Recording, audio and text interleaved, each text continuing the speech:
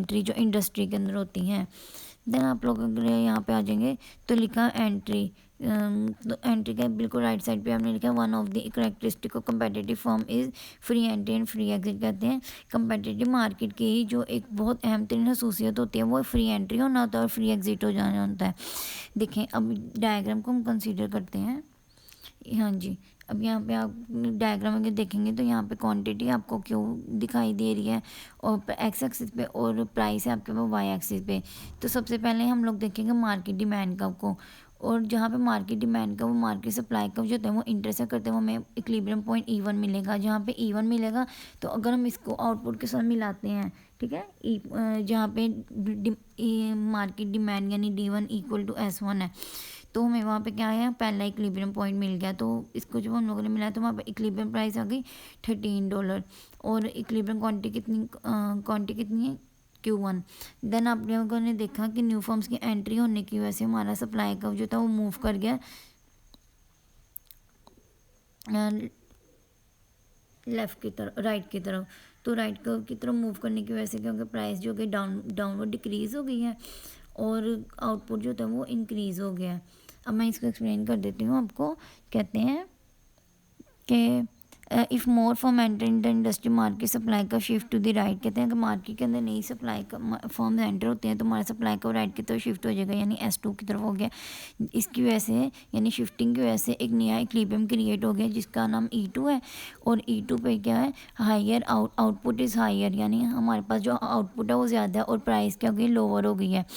Then आपके पास यहाँ पे लिखा गया the entry of more farmer in the catfish industry increase in market supply and drive cat down fish fry. यानी कहते हैं कैटफिश इंडस्ट्री के अंदर जब नए फार्मर्स एंटर होते रहते हैं यानी नई इंडस्ट्रीज ओपन होती हैं तो ऐसा होने की वजह से क्या होगा, उस चीज़ की सप्लाई बढ़ गई, उस चीज़ की सप्लाई बढ़ने की वजह से उस चीज़ की प्राइस जो होती है वो डाउन हो गई है, गिर गई है।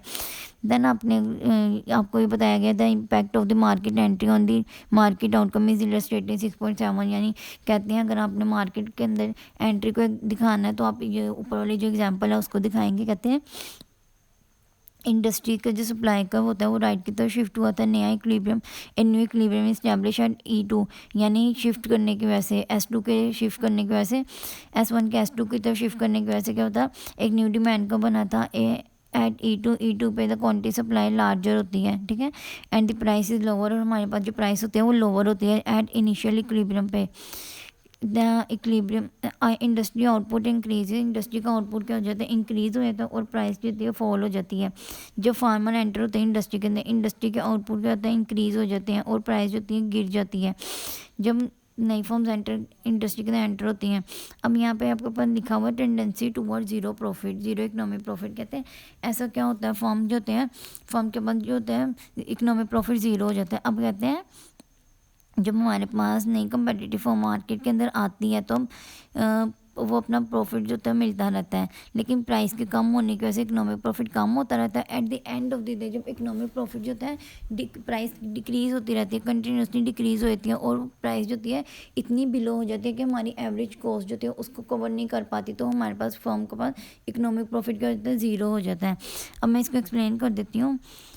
If the catfish farming look more profitable then cotton farmer, more farmer will flood their cotton field. कहते हैं अगर कैटफिश फार्मिंग वाले जो होते हैं वो ज़्यादा प्रॉफिटेबल अपना बिजनेस जो होता है कैटफिश फार्मिंग के अंदर पाते हैं तो वो कॉटन जो होते हैं उसको उसकी प्रोडक्शन को रिड्यूस कर देते हैं। और उसके बाद आगे यहाँ पे आपको बताया गया how far catfish price fall. अब कहते हैं कैटफिश की प्राइसेस किस तरह गिरेंगी, न्यू फॉर्म्स जो होते हैं continue to enter in competitive market.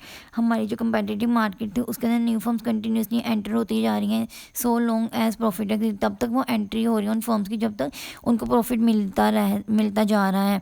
Hence the price of the catfish will continue to fall until economic. कहते हैं तो कैटफिश की प्राइस जो होती है वो गिरती जाएगी जब तक तमाम प्रॉफिट जो होता है इकोनॉमिक प्रॉफिट कम नहीं होता जा रहा, until all the economic profit disappears.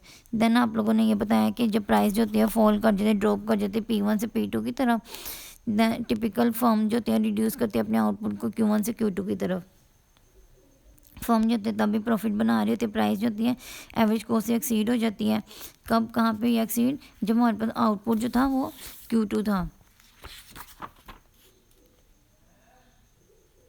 Then आप लोगों ने जस्ट ये बताना है कि once price fall to a level of minimum average cost all economic profit disappear the zero profit outcome occur at the bottom of U shape curve.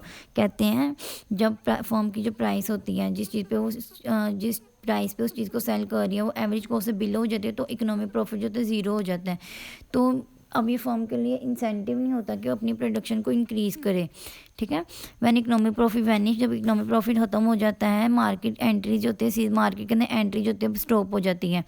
No more cotton farmer will switch to catfish farming. अब कहते हैं cotton को produce करने वाले farmer जो होंगे वो catfish farming की तरफ नहीं आएंगे। वंस एक दफ़ा जैसे ही प्राइस हो कैटफिश की प्राइस जो होती है वो मिनिमम एवरेज कॉस्ट लेवल से भी फॉल कर गई। यहाँ पे आपको राइट किया, इकोनॉमिक प्रॉफिट क्या होता है, टोटल रेवेन्यू में से टोटल कॉस्ट माइनस का। और एबनॉर्मल प्रॉफिट कौन सा होता है, यानी ज़ीरो।